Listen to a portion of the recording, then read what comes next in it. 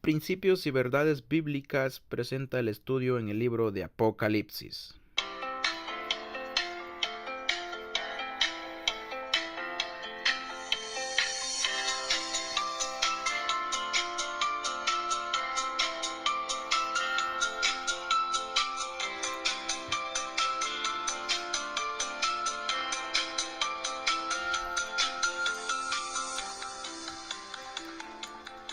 Qué gozo es, amigo, compartir con usted las verdades de nuestro Señor Jesucristo. Bienvenido o bienvenida al estudio bíblico de hoy. Un hombre se le acercó a un sabio anciano y le dijo: «Me han contado que eres muy sabio. Por favor, ¿qué cosas haces como sabio que no podamos hacer los demás?» El anciano le contestó: «Bueno, cuando como, simplemente como. Duermo cuando estoy durmiendo, y cuando hablo contigo, solo hablo contigo».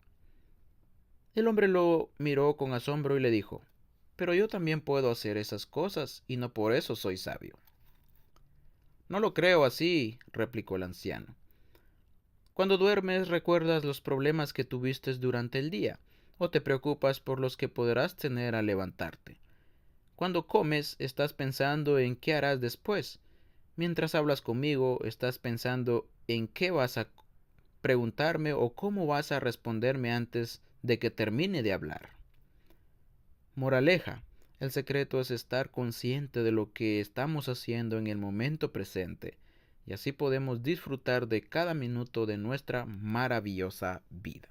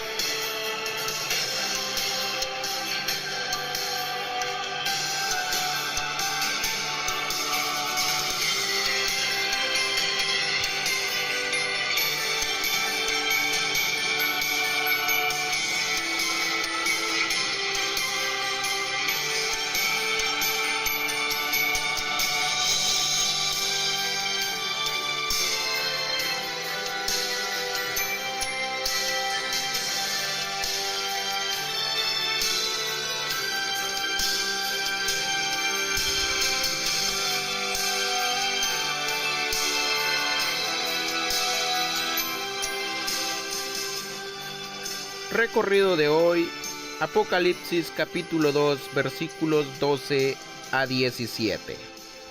En este recorrido bíblico es el mensaje de Jesucristo a la iglesia en Pérgamo, al igual que los dos previos mensajes a las iglesias en Éfeso y Esmirna. En este mensaje encontramos un modelo que consta del remitente del mensaje, la realidad de la iglesia, el reclamo a la iglesia, la recomendación a la iglesia y la recompensa a la iglesia. En cuanto al remitente del mensaje, Apocalipsis 2:12 dice: «Y escribe al ángel de la iglesia en Pérgamo, el que tiene la espada aguda de 2 filos, dice esto». Las palabras fueron dirigidas al apóstol Juan para que las entregue al ángel de la iglesia en Pérgamo. El ángel de la iglesia en Pérgamo es una referencia a uno de los ancianos o pastores en esa iglesia, por medio de quien Jesucristo hará llegar un mensaje. En el primer siglo, la ciudad de Pérgamo era conocida como la gran ciudad del Asia Menor. En esta ciudad se erigió el primer templo dedicado a la adoración del César como si fuera Dios.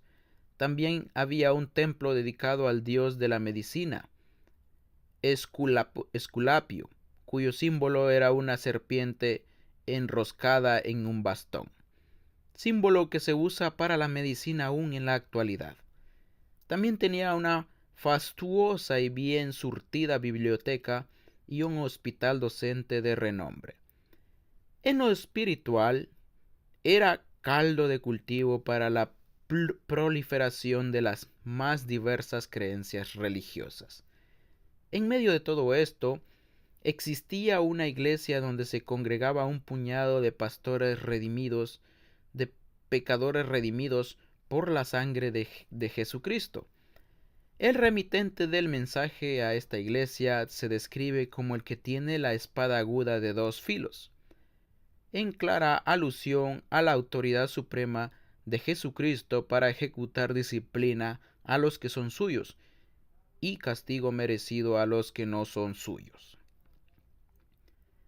En cuanto a la realidad de la iglesia en Pérgamo, Apocalipsis 2:13 dice: Yo conozco tus obras y dónde moras, dónde está el trono de Satanás, pero retienes mi nombre y no has negado mi fe, ni aun en los días en que Antipas mi testigo fue muerto entre vosotros, donde mora Satanás.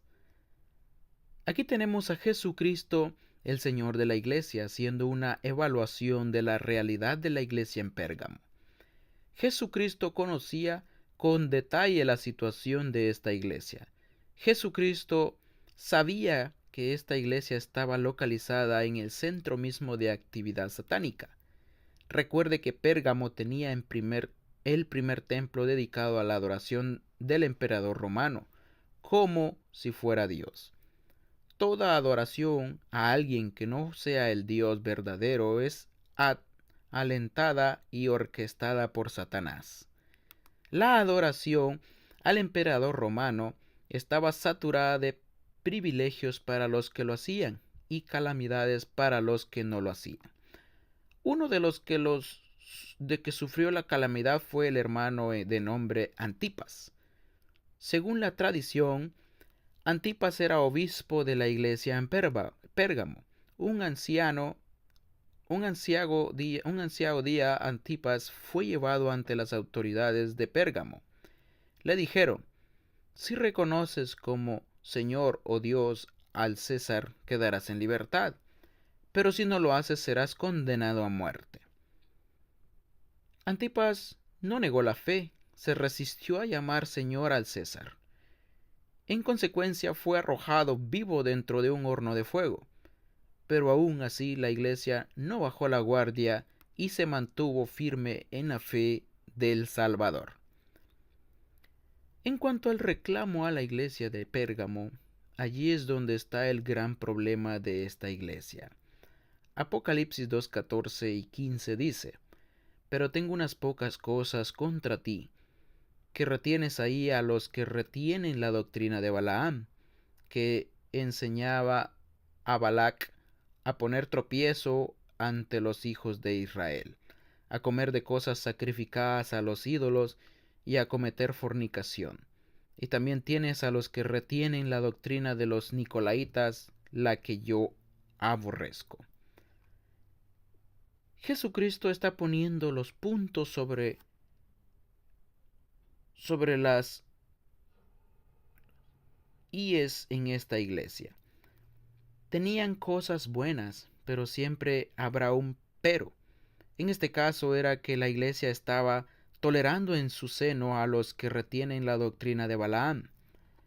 Balaam fue un profeta que buscó beneficio personal en su oficio. En la iglesia de Pérgamo había gente que estaba lucrando por medio de su servicio, entre comillas, al Señor.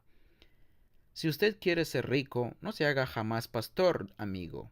Además, Balaam aconsejó a Balac que para debilitar a Israel incite al pueblo a unirse a cultos paganos, en los cuales la inmoralidad sexual era parte del orden del culto. Muchos israelitas no pensaron dos veces al unirse a esta tentadora religión. Como resultado, Dios les castigó y murieron 24,000 en un solo día. Triste final de este doloroso episodio. Esto es justamente lo que estaba haciendo ciertas personas en esta iglesia de Pérgamo. El nombre Pérgamo significa casada. La iglesia está casada con Jesucristo y por tanto debe ser fiel a Jesucristo. Pero los que impulsaban la doctrina de Balaam incitaban a los verdaderos creyentes a ser infieles a Cristo. Lo hacían por medio de decir cosas como: no hay problema que los creyentes anden en las cosas del mundo. No hay problema que se metan en la política. No hay problema que se tomen uno o que otro trago. No hay problema que se fumen uno o que otro cigarro. No hay problema que si dejan de arrastrar por su carne y cometen adulterio o fornicación total, pues después lo arreglan con Dios y listo. Estos son los ejemplos de la doctrina de Balaam. Así es como vivió la iglesia de Cristo entre los años 313 y 606.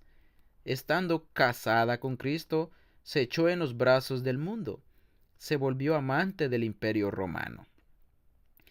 Pero lamentablemente, así es como vive gran parte de la iglesia de Cristo hoy en día. Me refiero a creyentes verdaderos que bailan al ritmo que les tocan. Cuando están en la iglesia parecen santos, no le falta ni el halo, pero cuando están en el mundo parecen verdaderos demonios. Hablan como el mundo habla, piensan como el mundo piensa y hacen lo que el mundo hace. Su amor al mundo les convierte en adúlteros espirituales hablando, porque su esposo verdadero es Cristo Jesús quien murió por ellos. Pero la iglesia de Pérgamo también toleraba a los que tenían la doctrina de los Nicolaitas. No se sabe mucho en cuanto a esta doctrina, pero parece que tiene que ver con la absurda separación de los hermanos, para hacer de algunos de ellos el clero y los demás los laicos.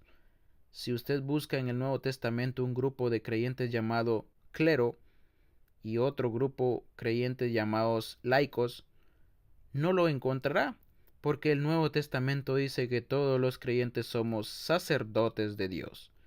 Más aún somos real sacerdocio.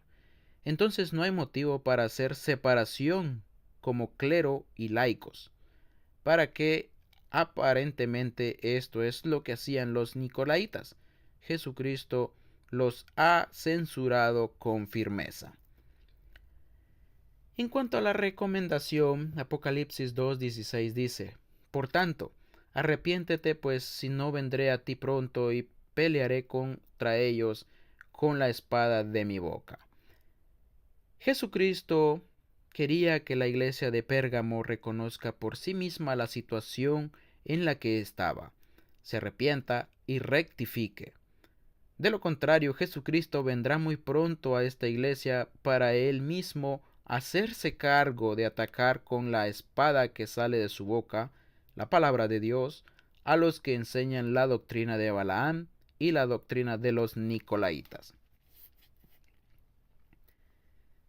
En cuanto a la recompensa para esta iglesia, Apocalipsis 2:17 dice: El que tiene oído oiga lo que el Espíritu dice a las iglesias. Al que venciere daré a comer del maná escondido, y le daré una piedrecita blanca, y en la piedrecita escrito un nombre nuevo, el cual ninguno conoce sino el que lo recibe. Estas son palabras no solo para la iglesia de Pérgamo, sino para todos los creyentes en general. El vencedor es aquel que tiene a Cristo como Salvador. Esto lo sabemos porque leemos en 1 Juan 5:5, estos vencedores muestran que su fe es verdadera por medio de su fidelidad a Cristo. Para todos los creyentes, Jesucristo promete recompensarles con dos cosas: darles a comer del maná escondido, lo cual es una referencia a disfrutar de las delicias de Cristo, quien es el verdadero maná que descendió del cielo, y darles una piedrecita blanca. En cuanto a la piedrecita blanca, es necesario reconocer que cuando un atleta ganaba una competencia, como parte de su premio se le entregaba una piedrecita blanca, con su nombre en ella. Esto era su ticket de entrada a la celebración posterior. Esto hace pensar que los creyentes han recibido su ticket de entrada a la gloria el momento que creyeron en Cristo como Salvador. La piedrecita que Jesucristo escribirá un nombre nuevo, el cual ninguno conoce sino el que lo recibe. Esto hace referencia al nombre de cariño que Jesucristo utilizará para los suyos en la gloria. Es algo tan personal que nadie lo conoce sino el que lo recibe. Los que somos casados sin un anillo y un papel firmado, porque para un creyente verdadero estas son normas mundanas. Tenemos un nombre de cariño a nuestras esposas, nombre que jamás nos atreveríamos a decir a alguien que no sea ella. Algo parecido tiene Jesucristo para los que somos suyos. Algún día yo voy a saber el mío. ¿Y usted?